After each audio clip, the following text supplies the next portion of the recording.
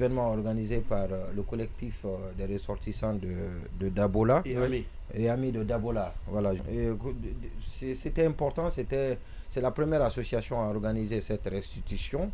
Et ça, il faut le noter. Et cela a été même salué par le ministre Mori la veille quand il intervenait chez nos confrères de Film FM. Je l'ai dit que c'est le programme local de développement, le PLD. Et c'est de mettre au centre des activités, de l'investissement, du développement local, les ressortissants. Et je l'ai dit la fois passée que les ressortissants font beaucoup de choses, mais malheureusement, c'est des investissements qui ne sont pas organisés, structurés. C'est des qui ne cadrent pas, avec les besoins de la localité. Exactement, les besoins réels. Alors, à titre d'exemple, on peut investir 10-15 milliards pour la construction d'une mosquée. La mosquée fait le plein le jour de l'inauguration. Les jours après, à peine on peut faire 2 lignes, 2 rangées. Oui, il se trouve que la mosquée de Timbo et de Fatako, les mosquées de Timbo et de Fatako en sont de parfaites illustrations. Alors, donc on peut faire autre chose. Donc, on peut y développer des activités génératrices de revenus. Et justement que c'est dans cette logique-là que cette rencontre a été organisée par le ministre. Et la restitution était importante par les associations, les représentants des associations, et c'est Bakary Nabé Cantona qui a représenté la préfecture de Dabola. Et donc, il y avait un parterre de personnalités, les amis, les ressortissants de Dabola.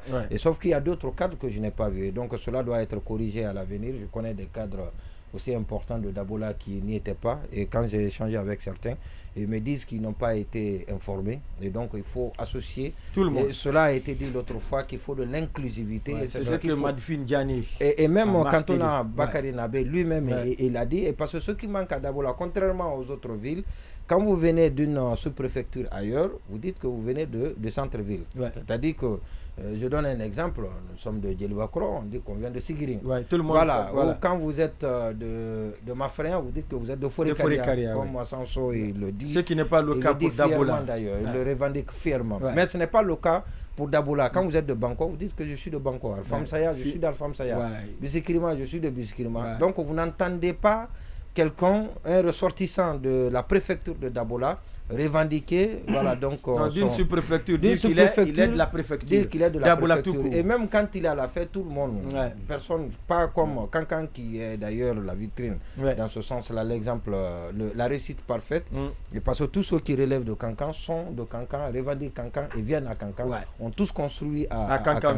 Et donc c'est ce qui est demandé aux gens de Dabola aussi. De Dabola, et parce qu'il faut le reconnaître, il y a beaucoup de riches, il y a des cadres, mais il y a aussi beaucoup des hommes d'affaires, des hommes prospères qui viennent de cette localité. Alors, s'ils mettaient ensemble leurs forces et leurs moyens, et je crois qu'ils pouvaient réussir beaucoup de choses à Dabola qui manquent cruellement d'infrastructures.